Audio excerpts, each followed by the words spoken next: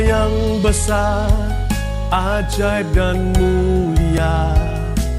Kau Yesus yang selalu membuatku terpesona. Shalom Bapak Ibu Saudaraku yang dikasihi dan diberkati oleh Tuhan kita Yesus Kristus. Salam sejahtera bagi saudara sekalian dimanapun saudara berada saat ini. Saya percaya damai dan sukacita yang dari Tuhan kita Yesus Kristus melimpah di dalam hati dan kehidupan kita semua. Firman Tuhan di dalam Mazmur 119 ayat 105 berkata, "Firman-Mu itu pelita bagi kakiku dan terang bagi jalanku." Selamat mendengarkan firman Tuhan. Tuhan Yesus memberkati. Walau 1000 rebah di sisiku, Kau tetaplah Allah penolongku. Oke, Pastor Daud, ini temanya menarik nih. Temanya bagaimana memahami panggilan Tuhan dalam kehidupan kita. Karena banyak anak-anak muda hari-hari ini mereka confused, mereka bingung what should they do menghadapi tantangan zaman ini. Kira-kira apa nih yang Tuhan taruh di hatinya Pastor Daud tentang panggilan Tuhan itu?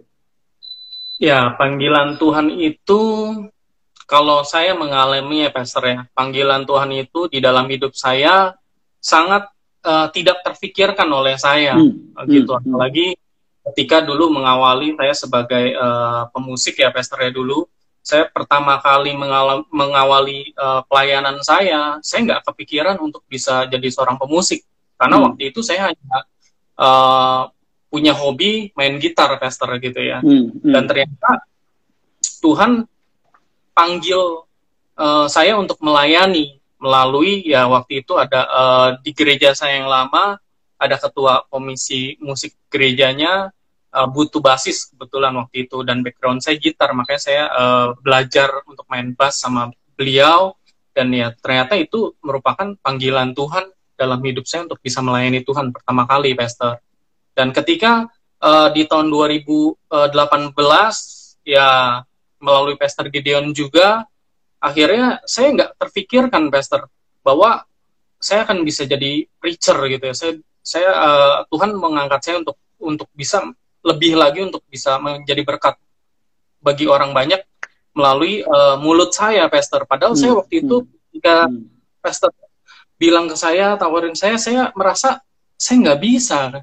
Saya nggak terfikirkan nama saya gitu, karena background saya ini bukan orang yang dalam tanda kutip berani tampil Pastor. Saya bukan orang yang berani untuk show di depan orang banyak gitu. Saya bukan orang yang punya background public speaking gitu ya. Jadi saya merasa apa benar ini panggilan Tuhan dalam hidup saya gitu Pastor.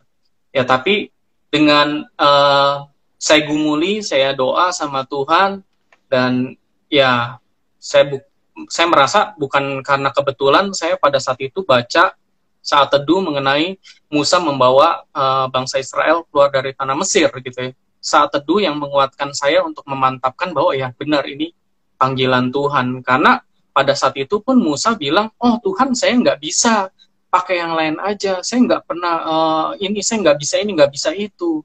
Dan saya merasa, oh ini kok pas banget dengan saya. Pada saat itu saya memang minta jawaban doa dari Tuhan.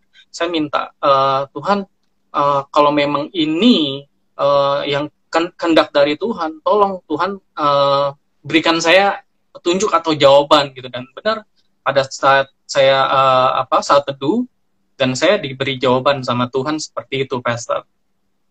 Jadi yang memantapkan hati saya memang, oh ya udah memang ini dari Tuhan gitu Pastor.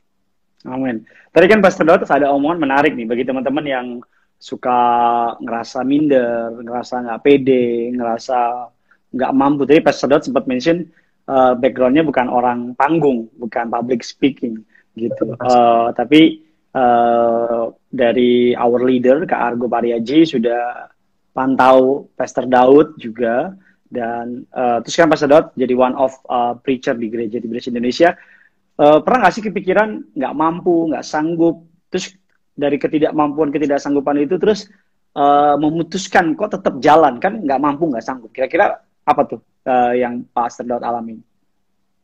Betul, Pastor. Ketika pada saat itu saya bergumul sama Tuhan, karena saya tahu keterbatasan saya, Pastor. Saya tahu background saya ini bukan orang yang berani tampil, Pastor. Saya ini nggak punya kemampuan untuk bisa ngomong di depan orang banyak. Saya pernah sih sekali, Pastor. Pada saat saya SMA, saya ditunjuk menjadi ketua Natal, Pastor. Sekali-kalinya itu, saya disuruh maju untuk kasih kata sambutan, Pastor. Saya udah tulis yang saya mau ngomongin apa aja gitu ya. Ketika saya naik di atas panggung, di atas mimbar gitu, saya mau baca apa yang saya tulis, itu lutut saya lemes banget, Pastor. Sehingga apa yang saya bacain itu nggak jelas, gagap mulut saya gitu. Nah, ketika pada saat saya dipercayakan untuk bisa jadi preacher gitu, saya berpikir kembali, flashback gitu ya. Dulu aja saya diminta untuk buka kata sambutan aja, saya nggak bisa, Pastor.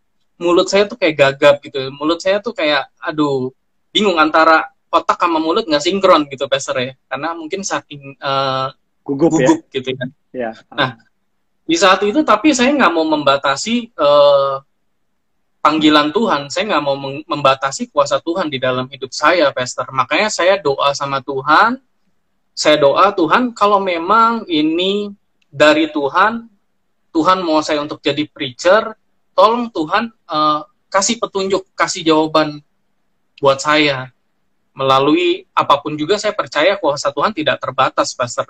Tuhan bisa memakai siapapun juga, apapun juga, untuk menjadi jawaban doa buat saya, Pastor. Dan kebetulan, puji Tuhan, pada waktu itu, saya ingat pagi-pagi sebelum kita tur Israel itu, saya seperti biasa baca saat teduh, Pastor.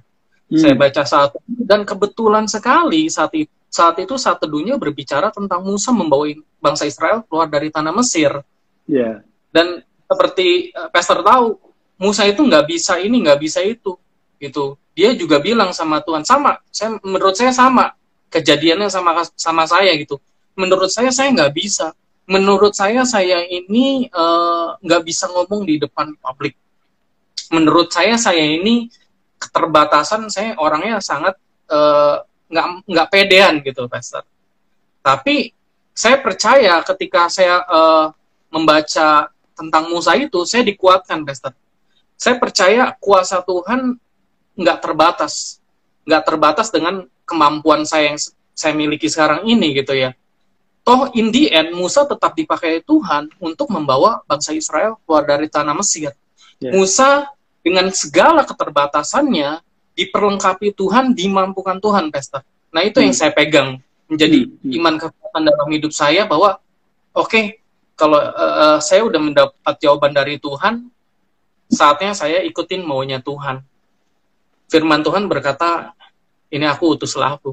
Pada saat itu yang ada di dalam pikiran saya, ini aku Tuhan utuslah aku, seperti yang Tuhan mau, bukan seperti yang saya mau. Gitu, Pastor. Keren. Ini ngomong-ngomong, by the way, ada my old friend, namanya Yesaya_Rudy. Dia one of public speaking yang one of the top, bisa follow IG-nya. Dia, karena kebetulan dia nonton nih, Pastor Daud. Dia orang yang jago dalam berkomunicate, dan dia public speaking, MC yang udah malang melintang. Balik ke pembahasan tadi Pastor Daud menarik. Pastor Daud bilang kan seperti Musa kan. Kalau kita pelajari Alkitab, Musa adalah satu-satunya nabinya Tuhan yang punya juru bicara, yang punya humas, ya kan? Karena Alkitab katakan Musa itu berat lidah, gagap dalam berbicara, nggak pandai, orang yang nggak terlalu mungkin sama kayak Pastor Daud, diri di mimbar, gemeter dan sebagainya. Tapi Alkitab katakan, ya Musa orang justru yang dipakai secara hebat dan luar biasa, bahkan disebut sebagai one of the greatest prophet dalam Alkitab kan. Sampai hari ini juga Pastor Daud, sampai hari ini kebetulan karena lagi live IG, until saat ini kita kalau naik mimbar, khotbah itu selalu begini, selalu deg-degan, gugup, bahkan eh, kalau misalnya masuk ke gereja nih Pastor Daud, masuk ke gereja, terus lihat mobil rame gitu. Terus misalnya naik ke gereja, kedengeran suara banyak gitu. Aduh, gitu. Terus misalnya kita nengok ke bangku jemaat, rame banget. Itu tuh yang tahu tuh istri, mama, sama tim. Karena pasti di belakang mimbar kita berlutut gitu sama tim. Bahkan, aduh, tiba-tiba sakit perut lah, tiba-tiba bibir kering lah, tiba-tiba segala macam deh. Tapi kayak Pastor Daud tadi bilang, ya. iya, saya suka tadi omongan Pastor Daud bilang gini, ini aku, utuslah aku, gitu kan. Iya. Jadi saya pelajari dalam pelayanan saya dan ketemu orang-orang yang hebat, saya pelajari Tuhan nggak cari orang yang mampu doang, tapi Tuhan cari Betul. orang yang mau, ya kan. Artinya mau tuh gimana? Mau tuh makanya ketika Musa berargumen sama Tuhan, Musa bilang aku ini pilih orang lain. Terus kata Tuhan, siapa yang ciptain lidah? Siapa yang ciptain mulut? Siapa kan ciptain mereka semua? Aku yang menciptakannya. Saya teringat Papa Riaji juga berkali-kali pastor, berkali-kali dipaksa oleh para pendeta, para hamba Tuhan, para pengusaha, para jemaat PD. Jadi 1986 itu gereja Tiberias Ministry, persekutuan doa pastor. Persekutuan doa dimulai dari Ibu Ibu Darniati Pariaji, Ibu Gembala dengan pendeta dan istrinya, dan sisanya 4 orang ibu-ibu, jadi total 6 orang. Nah itu Pak Pariaji berkali-kali disuruh berkhotbah nggak mau, berkali-kali disuruh jadi pendeta nggak mau. Satu hari Pak Pariaji pendeta, makanya saya mau bilang Tuhan tuh kalau mau pakai orang, Tuhan kalau mau pilih orang, dia akan seakan-akan buat kecelakaan.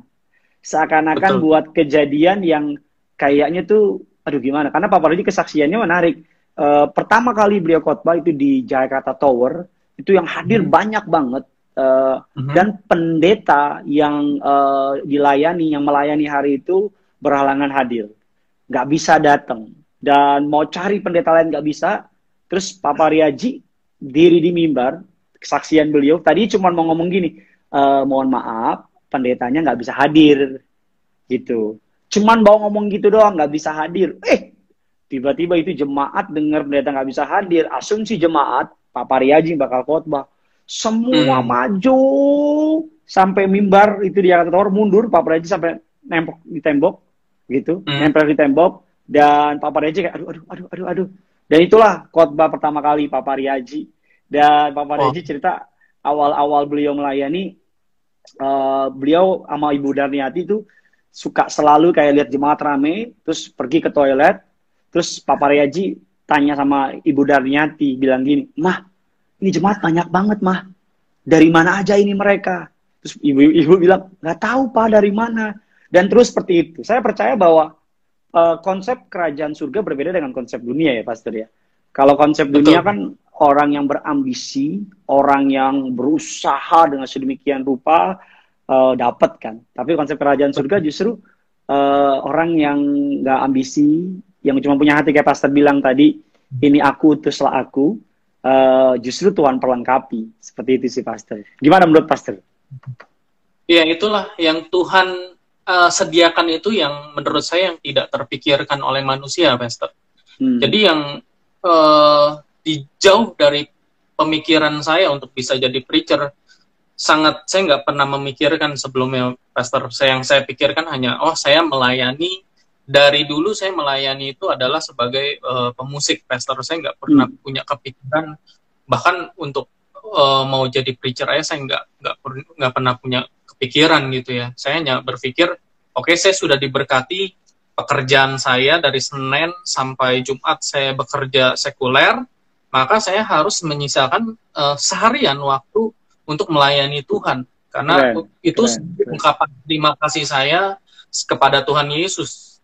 Tandanya sebagai utang budi saya yang harus saya bayar kepada Tuhan Yesus Kristus. Nah, ketika saya ditawarkan jadi preacher ya, itu menurut saya yang Tuhan, yang saya nggak kepikiran loh gitu ya. Kan masih banyak yang lain yang kompeten, mungkin yang lebih bisa, lebih ada public speakingnya lebih jago, atau lebih diperlengkapi lah di skillnya, secara skill, Pastor. Tapi kenapa Tuhan pilih saya, itu yang waktu itu jadi pertanyaan saya, pergumulan saya gitu ya. Tapi ya ketika saya membaca firman Tuhan, ya ternyata ya panggilan Tuhan itu, ya Tuhan itu udah rancangkan dari bahkan sebelum kita dilahirkan, Pastor, gitu ya. Tuhan udah tahu, oh nih kita bakal seperti ini, seperti ini, seperti ini ya. Yang tidak difikirkan manusia, ya itulah yang disediakan oleh Tuhan, Pastor. Keren, keren. Jadi Tuhan nggak pernah salah panggil kita. Tuhan nggak mungkin salah, dan semua rancangan yang Dia punya atas hidup kita pasti mendatangkan kebaikan. Mungkin hari ini kita nggak ngerti, hari ini kita nggak memahami, tapi nanti pasti, garis bawahi pasti nanti Tuhan akan perlengkapi, Tuhan akan jaga, Tuhan akan pelihara. Saya pelajari kisah-kisah para nabi, Pastor, para hakim-hakim di Alkitab, para orang-orang yang dipilih Tuhan. Saya pelajari, kalau Tuhan panggil mereka, Tuhan bilang, aku sendiri yang akan menjadi benteng. Tuhan berkata kepada Abraham, akulah perisaimu, dikatakan gitu kan. Akulah perisaimu, aku sendiri yang akan membela kamu. Jadi senang banget dengar kesaksian Pastor Daud. Saya mau ada beberapa pertanyaan nih Pastor Daud yang menarik dari beberapa orang. Apakah untuk menjadi pendeta harus sekolah teologi atau enggak? Gimana menurut pendapat Pastor Daud nih? Ya, kalau pertanyaannya apakah kalau mau menjadi hamba Tuhan harus kuliah teologi dulu? Iya. Atau enggak gitu? Ini berarti hamba Tuhan dalam tanda kutip pendeta gitu ya, Pastor? Iya, betul. Sejujurnya saya pun sebagai preacher saat ini saya pun belum sekolah teologi ya, Pastor. Gitu. Saya ada keinginan untuk ambil sekolah teologi ya, rencananya tahun ini, cuman ya karena ada pandemi corona ini jadi jadi masih agak ditunda dulu gitu, Pastor. Tapi kalau misalnya ingin menjadi hamba Tuhan, apa harus kuliah dulu? Menurut saya nggak harus juga sih, Pastor. Ya karena banyak juga kok hamba-hamba Tuhan yang memang dia belajar firman Tuhan secara otodidak, Pastor.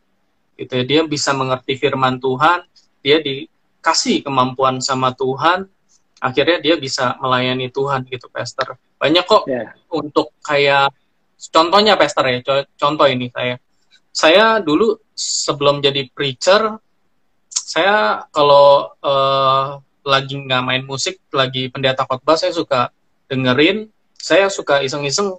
Dulu saya pertama-tama tuh iseng-iseng catat khotbah, Pastor, karena saya ini orangnya pelupa gitu ya. Jadi misalnya kalau ditanya nih sama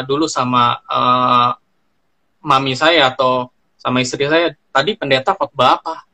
Saya suka lupa, Pastor. Aduh, judulnya saya tahu nih ini temanya, cuman poin-poinnya apa saya lupa gitu. Makanya sejak itu saya suka catat khotbah, Pastor. Misalnya memahami panggilan Tuhan dalam hidup kita, ayat firman-nya apa, terus poin-poinnya dari khotbahnya itu apa, saya catat gitu, karena di rumah biar saya juga bisa review lagi, saya bisa baca lagi itu. Nah ternyata dari situ ada banyak catatan khotbah yang bisa menguatkan saya ketika saya mungkin lagi butuh kekuatan, lagi ada masalah gitu, Pastor. Jadi saya bisa lihat-lihat catatan khotbah saya. Nah dari situ saya secara nggak langsung juga saya belajar firman Tuhan, Pastor. Jadi ketika pada saat saya dipercaya untuk jadi preacher, ya saya agak udah ada siap juga sih, Pastor, gitu, bahwa saya pernah mendengarkan khotbah ini, poin-poinnya ini, kurang lebih saya juga bisa membawakan, mungkin nggak persis sama, tapi versi saya sendiri gitu, Pastor. Yang tentunya ketika khotbah itu bisa menjadi berkat buat saya percaya khotbah itu juga bisa menjadi berkat buat jemaat-jemaat yang lain juga, Pastor. Tidak hanya berkatnya hanya sampai di saya, tapi juga berkatnya itu juga bisa saya sampaikan kepada orang lain gitu, Pastor. Kan, Pastor. Jadi kita bisa belajar sendiri. Iya, tadi saya senang Pastor Daud bilang kan bahwa punya kerinduan sekolah teologi ya kan. ya kan? Karena Iya, Pastor. karena COVID ini jadi sementara nggak dulu kan. Kalau ditanya Iya. sedikit-sedikit tambahin, perlu nggak pendeta sekolah teologi ya? Kalau pertanyaan saya sih, kalau untuk jadi pendeta yang memang benar-benar mau dan kan kita kan harus maksimal buat Tuhan kan, Pastor. Kita Betul, kan Pastor. harus kasih yang terbaik buat Tuhan kan. Betul, Pastor. Artinya hari ini harus lebih baik dari hari kemarin gitu. Memang ada banyak pendeta yang dipakai Tuhan tanpa sekolah teologi, banyak. Kita ketemu orang-orang yang hebat yang Tuhan sendiri yang tuntun. Karena terlepas dari ilmu pengetahuan, tuntunan Tuhan, karunia itu, anugerah Tuhan, kepercayaan Tuhan itu kepada kita jauh lebih penting dari semua gelar-gelar akademis, ya kan. Cuman memang saya setuju Pak Daud bilang supaya mau catat gitu. Karena saya juga awal mulai pelayanan jadi pendeta itu latar belakangnya sekolah hukum Pak Daud, ya kan. S1-nya sekolah hukum, terus Papa Riaji beliau melihat bahwa kalau yang muda-muda ini tanpa sekolah teologi aja udah bagus gitu, udah istilahnya dipakai Tuhan. Apalagi kalau saya sekolahin teologi ya. Makanya Pak Pariaji kasih beasiswa itu kurang lebih 30 orang, Pastor Daud, S2 dan S1. Dan kami di seluruh Pak Pariaji untuk belajar gitu. Dan puji Tuhan, karena kayak Pastor Daud, kita sama-sama dari bawah pelayanan, ya kan, dari choir, dari pemusik kita udah istilahnya udah lama lah di dunia pelayanan. Dan ketika ditambah firman, ditambah ilmu pengetahuan, ditambah pengajaran teologi ya, kita jadi sedikit banyak lebih siap gitu. Jadi kalau di sini kalau ada teman-teman para viewers yang punya kerinduan jadi pelayan Tuhan, punya kerinduan jadi hamba Tuhan, kalau belum sekolah teologi ya nggak usah minder, melayani Tuhan aja. Tapi kalau nanti ada waktu, ada biaya, ada kesempatan, tolong ambil sekolah teologi ya. Kenapa? Karena saya percaya bahwa jemaat berhak dapat yang terbaik ya, Pastor. Ya kan? Betul, kita lebih lagi saya kasih yang terbaik betul. Dan juga biar pengajaran kita juga nggak melenceng ke kiri ke kanan dan sebagainya. Mantap sekali, Pastor. Keren. Kita lanjut lagi ke tema yang tadi, Pastor, bagaimana memahami panggilan hidup dalam memahami panggilan Tuhan dalam hidup kita. Ada pertanyaan nih, Pastor, menarik. Saya pengen jadi hamba Tuhan, tapi orang tua saya pengen saya kerja sekuler dulu, baru jadi hamba Tuhan. Bagaimana menurut Pastor Daud nih? Kalau menurut saya, Pastor, panggilan Tuhan itu harus segera kita responi, Pastor. Harus segera kita sambut gitu, jangan kita tahan-tahan. Memang mungkin kalau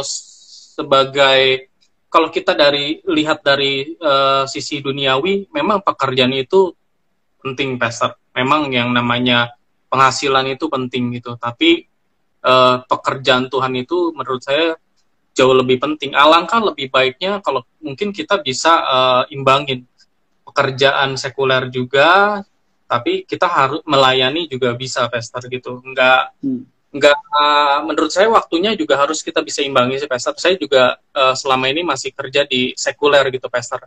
Ketika dulu saya masih pelayanan musik, saya masih bisa ambil mungkin untuk pelayanan tengah minggu, malam hari gitu ya, atau pelayanan weekend, minggu saya bisa ambil kan gitu. Jadi walaupun kita bekerja, toh kita tetap bisa pelayanan kok, Pastor. Nggak terbatas, kita harus milih salah satu gitu. Menarik, Pastor. Jadi kita bisa jalanin semuanya ya, Pastor ya. Bisa. Itu semua karena Tuhan yang memampukan kita kok, Pastor. Mantap.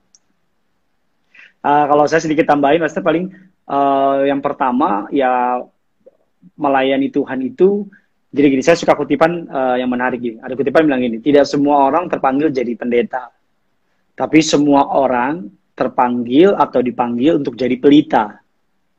Ya kan? Betul, tidak semua Pastor. Orang dipanggil jadi pendeta, tapi semua orang dipanggil jadi pelita. Artinya bahwa dalam hidup ini nggak cuman pendeta doang kok yang beritain firman.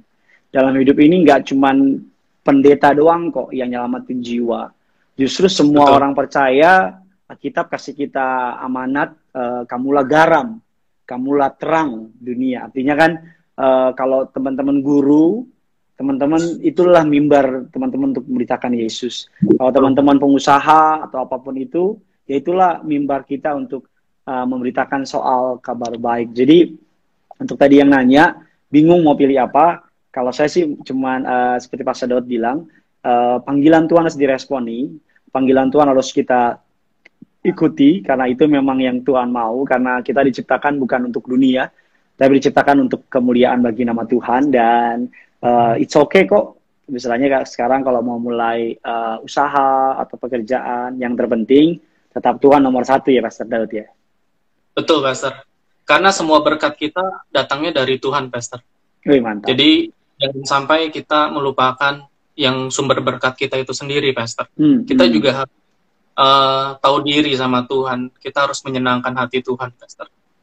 Nggak selamanya yang duniawi itu bagus Pastor, karena yang duniawi itu sementara, tapi kekekalan adalah ketika kita menyenangkan hati Tuhan, ketika kita hidup di dalam jalannya Tuhan, melayani Tuhan, dan kekekalan kita hasilnya adalah mahkota kehidupan kekal di dalam kerajaan sorga Pastor. Oh mantap, keren, keren. Ke dunia sementara, kekekalan itu yang akan terus mengikuti kita, ya kan? Benar sekali sih Pastor Daud. Jadi hari-hari ini kan, apalagi pandemi ini kembali menyadarkan kita bahwa kita semua harus istilahnya mempersiapkan rumah kita di kekekalan, ya kan? Di kekekalan artinya ya mempersiapkan rumah kita di surga. Jadi jangan cuma memperkaya diri di dunia, tapi di hadapan Tuhan kosong. Di hadapan Tuhan nggak istilahnya ada satu perumpamaan kita bilang ada orang kaya ngumpulin hartanya sebanyak mungkin. Terus Tuhan berkata, hai orang bodoh, malam ini juga katanya, aku cabut nyawamu, untuk siapakah harta yang kau kumpulkan itu? Itu baca ayat itu kan kayak wow. Itu kayak bahwa artinya Papa Daji suka ngajar maut satu langkah dari hidup. Kapanpun Tuhan bisa panggil. Isunya sih bagi kita orang Kristen bukan kapan matinya atau kapan meninggalnya. Isunya adalah mati itu pasti. Semua kita pasti akan dipanggil Tuhan. Tapi isunya adalah gini, kalau kita anak Tuhan kita siap. Ya kan? Kita siap. Betul. Kapanpun Tuhan panggil, kapanpun Tuhan Yesus datang, kita punya iman oleh kuasa darah Yesus, oleh pengorbanannya di kayu salib, kita akan terbang ke awan-awan, masuk surga, jadi mempelai Kristus. Mantap, Pastor. Ada pertanyaan lagi, Pastor, ini menarik. Ini cukup seru nih malam ini. Pertanyaannya adalah, bagaimana cara saya bisa memahami panggilan Tuhan dalam hidup saya? Saya bingung, mohon arahannya. Cara memahami panggilan Tuhan dalam hidup kita, ya yang pertama ya Pastor ya, cara kita memahami panggilan Tuhan dalam hidup kita, ya saya percaya kita ini diciptakan Tuhan pasti dengan apa ya, nggak kebetulan Pastor, pasti kita diciptakan Tuhan ini pasti ada rencana Tuhan di dalam hidup kita ya. Kalau cara memahaminya Pastor, balik lagi kita doa sama Tuhan.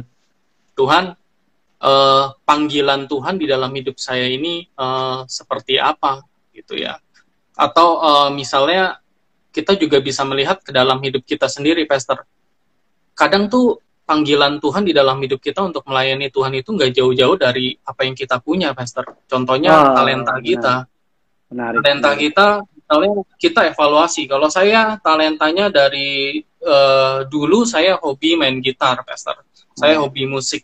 Jadi ketika saya ditawarin dulu sama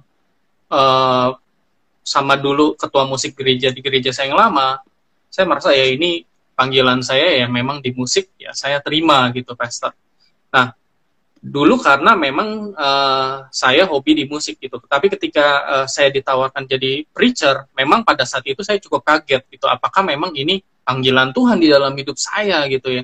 Karena menurut saya secara skill saya nggak bisa gitu ya. Tapi ya itu, kalau kita mau tahu, kita bawa doa sama Tuhan, kita gumulin sama Tuhan, kita minta jawaban dari Tuhan gitu. Nah, saya percaya ketika kita minta, Tuhan pasti beri kok. Tuhan pasti Amin. kasih jawaban. Amin. Amin. Ya, saya percaya bahwa gini, Pastor. Kan banyak orang bingung kan tentang calling dalam hidupnya. Banyak orang bingung apa sih yang harus saya lakukan, apalagi di masa-masa pandemi ini. Mereka tuh bingung gitu, apa sih mau Tuhan dan segala macam. Saya percaya gini, saya kan seorang ayah gitu, Pastor. Saya seorang ayah, saya nggak akan mempersulit anak saya untuk mencari tahu tentang kemauan saya. Misalnya anak saya tanya sama saya, Papa, gitu, di mana mainan aku gitu misalnya ya. Gitu. Saya percaya pasti saya nggak akan bilang sama anak saya, mainan kamu yang harus kamu lakukan adalah kamu harus misalnya melangkah ke 5.000 kaki ke arah timur, setelah itu di jam 3 malam kamu harus gini. Saya percaya saya akan bilang di situ, gitu, ya kan? Karena itu anak saya kan. Alkitab bilang dia bapak kita anak. Bahkan Alkitab bilang dia bapak yang baik. Dalam kekekalan dia bapak yang baik. Dia bapak bahkan Alkitab bilang bapak di bumi aja nggak akan kasih ular kepada anak yang minta roti, nggak akan kasih hal yang buruk gitu. Apalagi bapak di surga. Kita bilang kalau kamu yang jahat aja nggak tahu cara memberi, apalagi bapamu di surga. Karena kita bilang demikian kan. Jadi saya percaya bahwa selama kita punya telinga untuk mendengar, selama kita punya hati seorang murid dan kita mau humble, rendah hati. Artinya Tuhan tuh sampai hari ini saya percaya Tuhan masih bicara. Bicara melalui apa? Yang pertama Pastor Daud bilang melalui doa, hubungan pribadi sama Tuhan. Ketika kita punya hubungan pribadi sama Tuhan, somehow kita tuh punya kepekaan. Somehow kita punya kedalaman, istilahnya bisa ngerti. Kedua, Tuhan bicara melalui apa? Melalui firman-Nya, yaitu Alkitab. Sampai hari ini saya percaya Alkitab nggak out of date. Alkitab nggak old fashion, Alkitab nggak ketinggalan zaman atau udah basi. Saya percaya sampai hari ini jawaban dari seluruh permasalahan dunia atau panggilan hidup kita, tujuan Tuhan menciptakan kita, kekuatan di tengah masa sukar, janji berkat, janji pemulihan, janji penyertaan. Saya terlalu percaya semua ada di Alkitab. Jadi yang pertama tadi Pastor Daud bilang hubungan sama Tuhan, yang kedua melalui firman Tuhan. Dan yang ketiga, saya percaya Tuhan itu bicara melalui para hamba Tuhan, Pastor. Ya kan? Betul, Pastor. Para hamba Tuhan, orang-orang yang diurapi Tuhan, orang-orang yang dipakai Tuhan. Jadi kalau saya sedikit bantu gitu, Pastor, kalau misalnya Pastor atau orang harus buat apa? Pertama, doa. Tanya sama Tuhan. Kalau Tuhan menurut doa kamu ngerasain damai sejahtera, cek apa kata Alkitab. Gitu. Atau misalnya sebagai sederhana kalau mau gampang misalnya apakah si A jodoh saya, apakah si B pasangan hidup saya. Yang gampang pertama cek dulu apa kata Alkitab. Misalnya dia bukan orang percaya, Alkitab bilang jangan engkau merupakan pasangan yang tidak sepadan. Berarti kan kalau di Alkitab aja udah gagal, nggak usah, ya kan? Iya. Soal pekerjaan, misalnya pekerjaannya harus bohong-bohong, harus bikin double pembukuan dan segala macam. Apa kata Alkitab? Janganlah kamu istilahnya menjadi hamba uang, ya kan? Kalau misalnya Alkitab bilang si A seiman, sama-sama satu gereja, oke, Alkitab bilang oke, lolos. Yang kedua melalui doa, tanya sama Tuhan. Oh, ada damai sejahtera. Yang ketiga ya melalui pertanyaan orang-orang yang diurapi para hamba Tuhan, para orang tua. Dan kalau ini 3 udah, saya percaya itu nanti akan makin mengerucut. Dan kalau kita mau rendah hati, pasti akan jelas gitu, Pastor, apa yang menjadi panggilan. Kayak saya sedikit share, saya latar belakang saya hukum. Ketika saya putusin jadi hamba Tuhan, jadi pendeta, yaitu 100% full timer, gak ada pekerjaan di luar. Beberapa teman dekat, beberapa orang, bahkan orang tua saya juga, mama saya sempat kayak, nak, kamu yakin jadi pendeta? Saya tanya, kenapa mah? Karena jadi dokter ada pensiunnya, jadi angkatan ada pensiun. Tapi jadi dokter itu jadi pendeta itu nggak ada pensiunnya, nak. Gitu. Kalau jadi dokter, misalnya nggak suka bisa berhenti kerja yang lain. Tapi pendeta itu seumur hidup, gitu. Terus mama saya bilang, kalau kamu jadi pendeta, kamu harus siap. Siap apa? Siap bayar harga. Siap apa? Siap pikul salib. Dan ya itu, kita doa, Tuhan kasih kesukaan, Tuhan kasih damai sejahtera.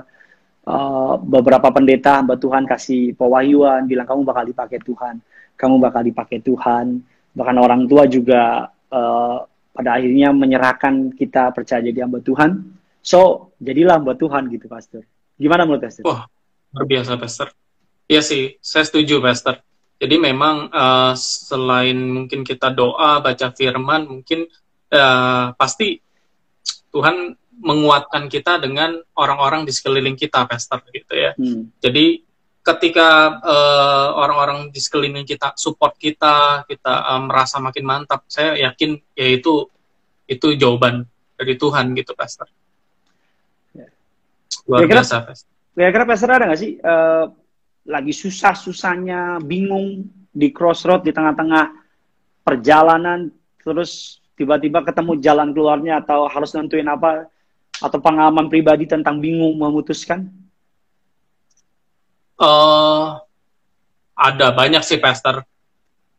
Masalah ya yang namanya kita hidup ini kan pasti banyak pilihan, Pastor. Ya kan nih. Jika kita bingung memilih, pernah ya mungkin salah satunya dari yang ini ya sebagai preacher ini, Pastor. Ini yang memang membuat saya, karena saya hobinya dulu memang dari dulu kan saya di bidang musik, Pastor, gitu ya. Ketika saya ditawarkan jadi preacher, maka saya pasti kalau saya mengikuti kedagingan saya, Pastor, saya udah pasti kalau saya nggak doa, saya udah pasti udah ya, kalau dari dulu pun saya hobinya musik, pasti saya akan udahlah saya jadi pemusik aja gitu, Pastor. Tapi saya ini hidup saya bukan saya lagi, hidup saya terserah Tuhan. Jadi saya harus membawanya di dalam doa pertama, Pastor, dan kedua melalui tadi Pastor bilang melalui firman Tuhan itu terdapat jawaban. Iya betul, Pastor, amin. Nah yang ketiga betul juga ada dukungan-dukungan dari sekeliling kita, Pastor. Pada saat itu yang terutama ya dari istri saya, Pastor, gitu, yang mendukung saya cerita ke orang tua saya cerita ke koko saya, cici saya gitu ya mereka mendukung lah intinya gitu, Pastor. Di situ merasa dikuatkan, oh ya ini benar Tuhan mau saya menjadi preacher gitu, Pastor. Tuhan saya ini jawaban dari Tuhan, Pastor, itu mantap gitu, Pastor. Keren sekali, Pastor. Sama-sama, Pastor. Ya, ini teman-teman kalau ada yang mau nanya, bisa nanya-nanya nih. Kita udah kurang lebih 15 menit lagi mungkin ya. Kalau ada yang mau nanya-nanya, kalau ada yang mau apa, tadi ada yang nanya gini, Pastor. Apa dari David Wijaya kalau nggak salah ya? Apa tantangan terbesar menjadi hamba Tuhan? Tantangan terbesar menjadi hamba Tuhan. Menurut saya tantangan terbesarnya adalah menghidupi apa yang saat ini menghidupi apa yang sudah kita khotbahkan, Pastor. Betul, jadi kita harus menjadi pelaku-pelaku firman Tuhan. Kita nggak bisa bicara tentang ya jangan mencuri, jangan berzina, tapi kita juga masih seperti itu, Pastor. Memang Pastor, saya percaya bersama Tuhan kita mampu melakukan segala perkara, Pastor. Gak ada yang mustahil, Pastor. Iya. Sama juga setuju, Pastor. Kalau ditanya saya apa sih yang paling susah jadi pendeta, dulu pikirannya sebelum jadi pendeta yang paling susah jadi pendeta itu nyiapin khotbah. Yang paling susah jadi pendeta itu khotbah di mimbar. Yang paling susah jadi pendeta dulu pikirannya pelepasan atau apa hal-hal perkara-perkara teknis. Tapi ketika udah jadi pendeta, jadi hamba Tuhan dan jemaat melihat, jemaat kenal, yang paling susah jadi pendeta adalah menghidupi apa yang kita khotbahkan, mengkhotbahkan apa yang kita hidupi. Artinya, betul, Pastor. Bukan palsu gitu, Pastor. Bukan di mimbar teriak-teriak pertobatan, tapi yang ngomong belum bertobat. Atau di mimbar jadi teriak-teriak soal kekudusan, tapi yang ngomong jauh dari kata kekudusan. Gitu. Karena saya percaya sih nggak ada yang orang yang sempurna. Saya percaya hamba Tuhan, pelayan Tuhan, apapun itu namanya, pendeta itu manusia biasa yang butuh didoakan dan perlu didoakan, harus didoakan. Karena sama seperti petugas medis sekarang ini menjadi frontlinernya, barisan terdepan, para hamba Tuhan itu justru menjadi barisan terdepan dalam peperangan rohani yang menghadapi serangan langsung. Makanya yuk para jemaat Tuhan, para viewers yang nonton ini, ayo doain pendeta kalian tiap malam.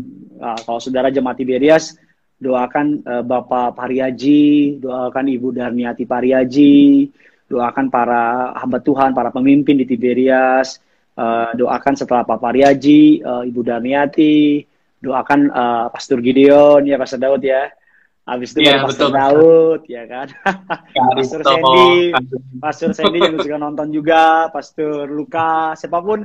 Karena kita butuh didoakan. Kita butuh ditopang. Kita butuh disupport. Gitu sih, Pastor. Oke, Pastor. Ada lagi pertanyaan nih, masih. Salahkah saya jika memaksakan anak jadi pendeta? Angel Lolita 18. What do you think, Pastor? Ya, balik lagi, Pastor. Kita harus tahu maunya Tuhan apa gitu. Kita juga bisa memaksakan anak kita jadi pendeta. Saya sih, sorry, saya juga belum tahu sih, saya karena belum punya anak gitu. Jadi, tapi menurut saya, apakah kita harus kalau memaksakan anak kita jadi pendeta, menurut saya nggak harus juga sih, Pastor. Kita minta sama Tuhan, doa sama Tuhan, apa sih Tuhan mau buat apa buat anak saya ini suatu saat nanti gitu. Terserah Tuhan, jangan memaksakan kehendak kita, karena mungkin kehendak kita nggak sama dengan kehendak Tuhan, Pastor. Ternyata mungkin kehendak Tuhan maunya dia jadi misionaris, dia keluar kota di misionaris gitu ya, melayani orang-orang di pedalaman, kita nggak tahu, Pastor, gitu kan. Atau misalnya dia mau ya ternyata dia jadi dokter yang bisa menyelamatkan banyak orang melalui profesinya, dia bisa menginjili orang-orang yang belum percaya, kita juga nggak tahu, Pastor. Yang seperti Pastor bilang, apapun pekerjaan kita, dimanapun kita ditempatkan, kita mau jadi dokter, mau jadi lawyer, mau jadi apapun juga, kita tetap bisa menjadi perpanjangan lidahnya Tuhan, perpanjangan isi hatinya Tuhan kok, Pastor. Gitu. Jadi nggak terpaku gitu, harus mengharuskan, menurut saya sih jangan terpaku seperti itu sih. Kita tetap balikan kepada Tuhan, terserah Tuhan anak saya mau seperti apa. Gitu. Yang penting kita topang doa aja sih. Karena gini, Pastor, pendeta itu bukan profesi, pendeta itu panggilan, gitu. Itu panggilan. Jadi jangan suruh seseorang, apalagi anak kita, jadi pendeta kalau nggak dipanggil. Gitu. Kita boleh mengarahkan. Saya baru punya anak kan, Pastor. Sejujurnya saya pengen banget anak saya satu hari nanti jadi pendeta, gantiin papanya gitu, jadi pendeta di gereja Tiberias. Tapi lagi-lagi saya sadar bahwa pendeta itu bukan profesi. Gitu, pendeta itu panggilan, calling. Katanya Pastor Daud bilang dipanggil Tuhan. Pastor Daud dikasih mimpi, buka firman, ada firmannya gitu. Dan dalam perjalanan pelayanan kita, Tuhan teguhkan dengan tanda, dengan kuasa, dengan mukjizat. Jadi kalau ditanya sebagai orang tua, saya paham kita mau anak kita jadi hamba Tuhan, saya paham. Tapi gini, pertama perlu dipahami bahwa pendeta itu, pelayan Tuhan itu panggilan. Jadi banyak hari-hari ini orang yang nggak dipanggil tapi ngerasa kepanggil. Jadi ketika dia melayani, dia jadinya stres. Ketika dia melayani, aku jadi pendeta. Apalagi pendeta zaman sekarang, Pastor. Apalagi pendeta zaman sekarang kan kelihatannya keren kan, Pastor kan. Pakai jas, pakai dasi, diri. Apalagi di gereja Tiberias kan, diri di ribuan jemaat.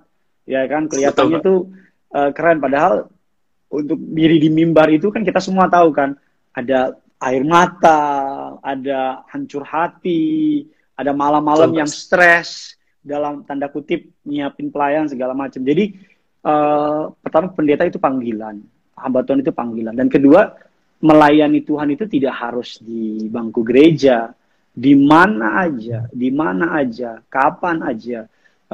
Kita bilang siap sedialah beritakan Injil. Di mana aja, kapan aja, biar melalui pelayanan kita, nama Tuhan dipermuliakan. Itu yang penting, Pastor. Biarlah nama Tuhan Yesus yang dipermuliakan. Betul sekali, mantap. Kita ada lagi nih pertanyaan, Pastor. Ini dia. Pak Pendeta, gimana cara membedakan suara Tuhan dengan keinginan daging? Anto Yaruki. Go ahead, Pastor. Membedakan suara Tuhan dengan keinginan daging, ya tentunya kita kembali lagi kepada firman Tuhan, Pastor. Apakah hal itu bertentangan dengan firman Tuhan atau enggak, Pastor? Kalau misalnya yang seperti Pastor Gideon bilang gitu ya, misalnya kita dapat lagi cari pasangan hidup gitu ya, Pastor ya, terus kita doa sama Tuhan, tiba-tiba ada yang deketin kita gitu ya. Nah, kita juga harus tanya sama Tuhan, Tuhan apa dari Tuhan gitu ya? Atau jangan kita hanya karena keinginan daging kita, apalagi misalnya banyak mungkin yang udah berumur, belum dapat pasangan, tiba-tiba ada yang nyosor beda agama dijadiin aja gitu. Nah, itu kan keinginan daging, Pastor. Tapi istri orang gitu, Pastor ya.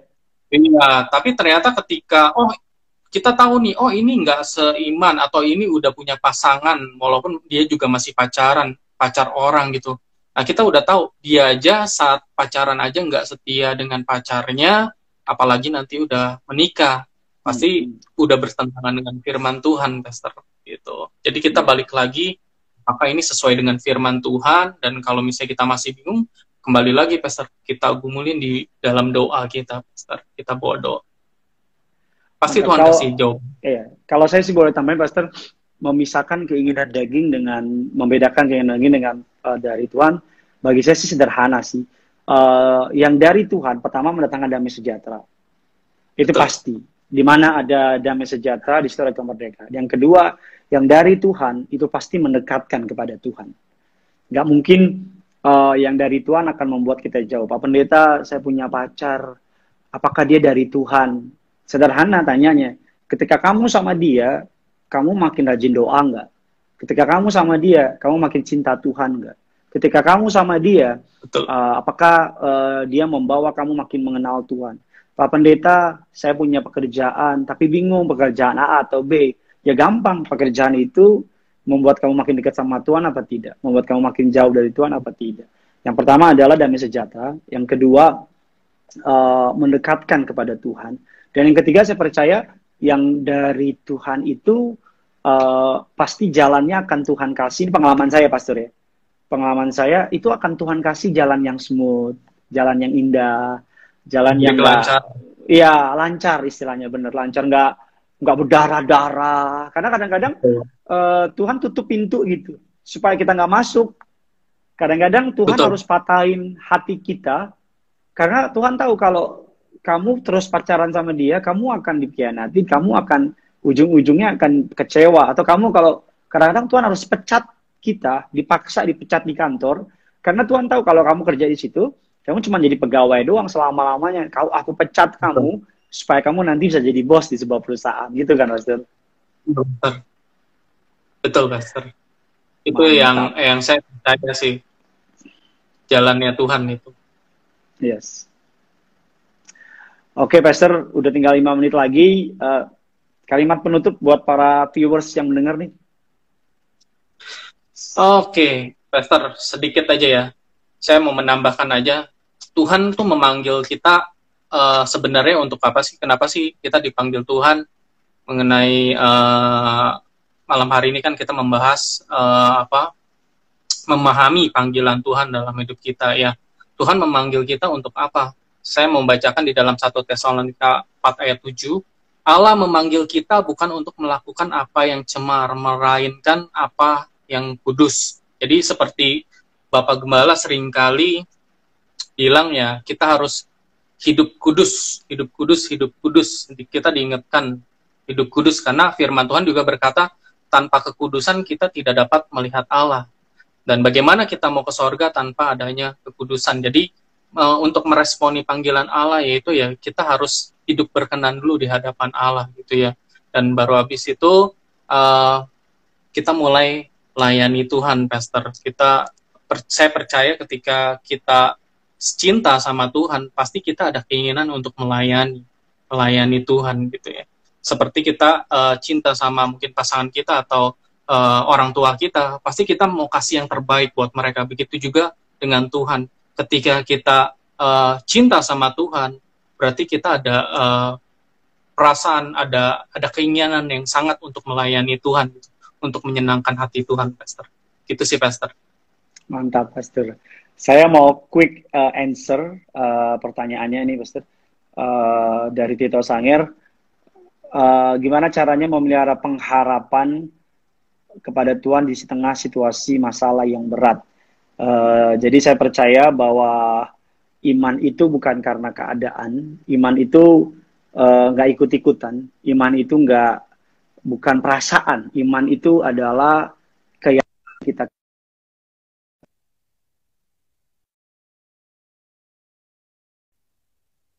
Kalau dia sanggup melakukan perkara-perkara yang ajaib, maka kita katakan di tengah badai sekalipun ada damai sejahtera, di tengah masa sukar sekalipun ada pemeliharaan. Jadi cara sederhananya ya gampang, tinggal devotion, bagi waktu, baca firman, masuk dalam pujian penyembahan, tutup telinga kita sama perkataan-perkataan yang negatif, kasih makan iman kita, kasih makan roh kita, kasih makan pikiran kita dengan firman Tuhan. Karena apa yang masuk itu yang akan keluar. Jadi kalau yang masuk adalah firman, yang keluar adalah firman. Oke, kita tinggal 3 menit lagi, Pastor. Sebelum saya tutup, jangan lupa besok hari Rabu ada KKR Tiberias live streaming, www.tiberiaslivestreaming.com, jam 5 sore dan jam 7 malam. Jam 5 sore KKR Bonerges, atas anugerah Tuhan saya yang dipercaya untuk melayani Pendeta Gideon. Jam 7 malam rekan saya Pendeta Jonathan Lansing. Jangan lupa di sini ada teman-teman yang jualan makanan enak-enak, mantap-mantap. Ada mie hoki, mie-nya mantap. Ada oncom dari Lea Michelle ya, oncomnya pedasnya segar sekali. Terus Sandy Siskandar, my bro, my pastor, bakmi Kaben Jahe, gue gak tahu dia jawab apa bukan. Pokoknya orang-orang ini orang-orang hebat. Jangan lupa follow Pastor Daud, Pastor Sandy Siskandar, follow Pastor Lukas Ferdi, dan mie hoki itu di bawah, mie-nya enak, kenyal, pokoknya segera pesan dan dapatkan yang terbaik. Kita tutup dalam doa.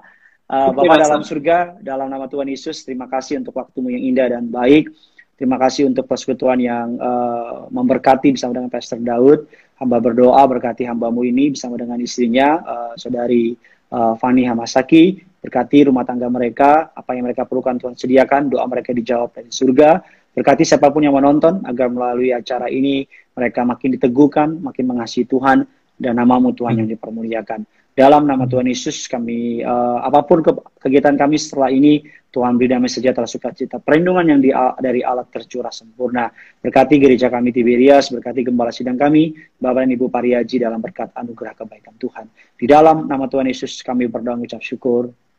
Amin. Thank you, Pastor.